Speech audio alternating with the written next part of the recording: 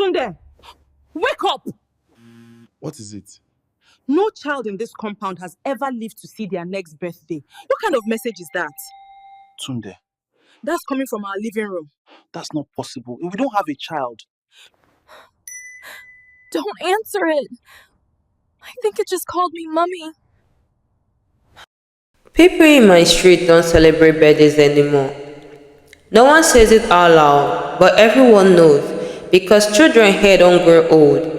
It began on a quiet night, the kind that feels too still to be normal. Amaka lay in bed beside her husband Tunde when her phone suddenly lit up at exactly 2:30 a.m. The glow cut through the darkness and something about the timing made her uneasy.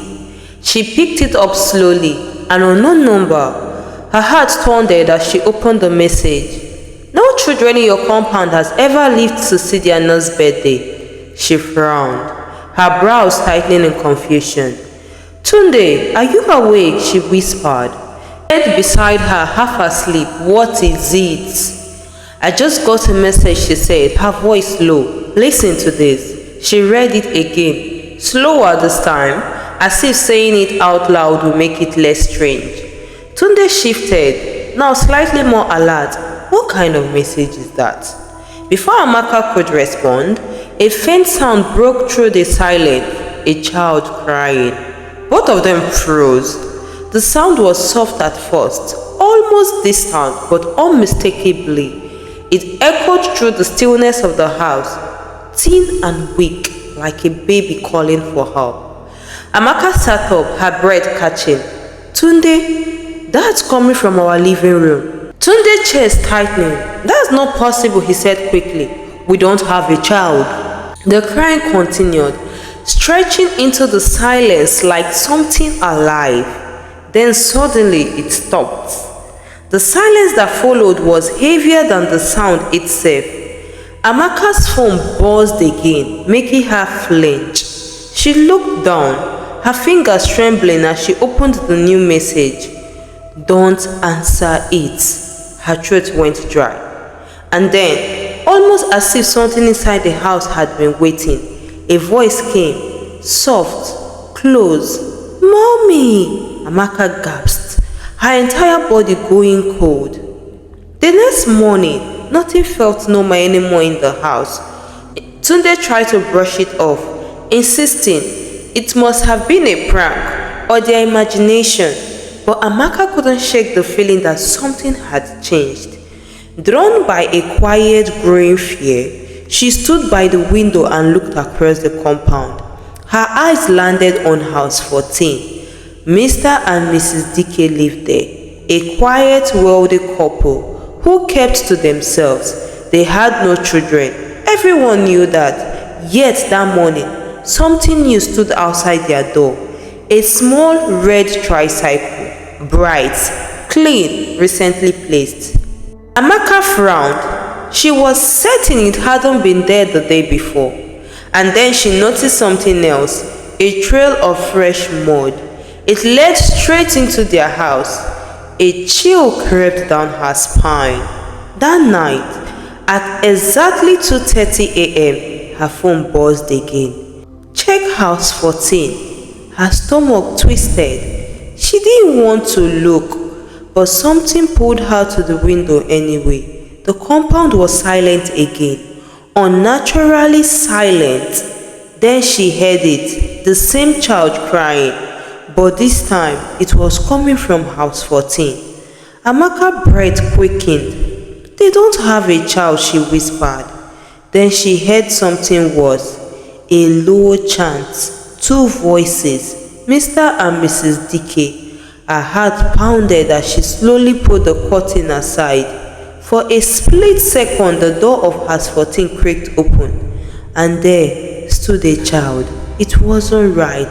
Its skin looked grey, its body was too still, its eyes were hollow, dark and empty, and it was staring straight at her. Then it smiled. At that very moment, her phone buzzed again, nearly slipping from her hand. The message said, they made a deal, children for time, flesh for wealth. Amaka's breathing became uneven as she read each line. Another message followed. Once you hear them, they belong to you. Her heart dropped. No, she whispered. Then the crying started again, louder, closer. Her eyes widened. It wasn't coming from outside anymore. It was coming from inside her own apartment. Panic took over her. Amaka grabbed a bag and began stuffing her things into it. She didn't care if it didn't make sense. She needed to leave the house immediately. She rushed to the door, her hands shaking as she pulled it open. And then she saw it, a tiny baby shoe, placed carefully right in front of her doorway. It was covered in fresh mud and it was still warm. Her phone buzzed again. You saw too much. Now you're part of it. The lights in the compound suddenly went out. Everything went dark, and from inside her apartment the crying returned. Soft, waiting. Then she heard it. Mommy! Amaka froze, her grip on her bag loosened. Slowly she turned back and walked inside her apartment. 2 days later, when her husband Tunde returned home from his trip, the compound looked normal. Everybody moved about as usual. Nothing seemed out of place except for one thing. Amaka wasn't answering her calls. When he asked her out, the landlord shrugged casually. Maybe she traveled, he said. But Tunde knew his wife. She wouldn't leave without telling him. That night, he unlocked the door and stepped inside. The cold hit him immediately. Not ordinary cold, something heavier. Something is wrong. Then he heard it, a child laughing, soft, playful, coming from the bedroom. His heart began to race. Amaka, he called. No answer. He walked slowly towards the room and pushed the door open. And there she was, sitting on the floor, rocking gently, as if cradling something in her arm. Tunde, she said softly, don't wake the baby. He froze because there was nothing there, at least nothing he could see. Days passed and things only grew worse. Every morning, Tunde found muddy footprints across the floor, tiny ones.